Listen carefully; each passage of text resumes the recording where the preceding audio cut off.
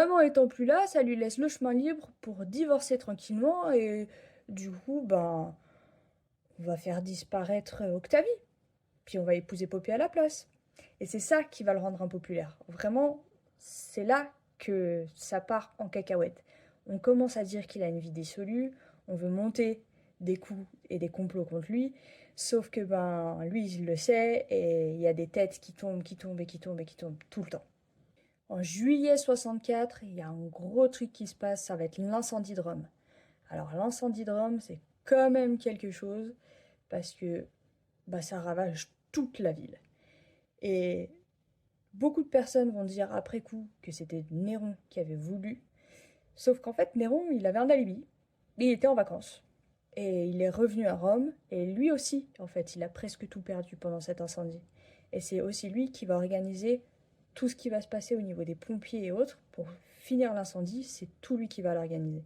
Après le grand incendie de Rome, bah, il faut rebâtir la ville, et lui, il va décider que c'est une bonne idée de construire un grand palais qu'il va appeler la Domus Aurea, donc la maison dorée, qui va s'installer sur beaucoup d'espace, là où avant il y avait des gens qui vivaient. Non, là, il a décidé, je fais construire mon palais tout doré, hein, vraiment, ça portait très bien son nom. Et pour trouver un responsable sur l'incendie de Rome, eh ben, il va aller taper sur la petite minorité qui commence à s'installer à cette époque, les chrétiens. Plus ça va, plus il devient parano et mégalo. Et il va en profiter pour faire disparaître des sénateurs. Bon, les chrétiens, comme on l'a dit, c'était ses ennemis de prédilection. Des gens. Vraiment, il fait disparaître plein de monde et ça le rend de plus en plus impopulaire. Comme à Rome, on ne le reconnaît pas pour sa juste valeur de grand maître, athlète et grand maître des arts, bah, il a décidé de partir en Grèce pour participer aux Jeux, qui étaient à la fois des Jeux sur la musique et à la fois des Jeux olympiques. C'est un petit peu l'ancêtre, quoi, de ce qu'on connaît maintenant.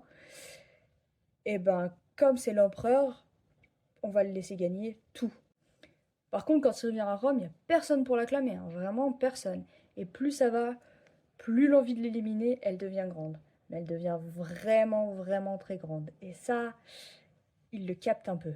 Il va se faire lâcher par la garde prétorienne, qui est la garde de l'empereur, qui vont rejoindre eux Galba, qui arrive en force pour prendre la place. Néron, il va être déclaré ennemi public numéro un par le Sénat, qui va le poursuivre. Donc lui, il va fuir. Et quand il sent que l'étau se resserre un peu trop auprès de lui, ben, il demande à un de ses derniers fidèles de l'aider à partir, on va dire.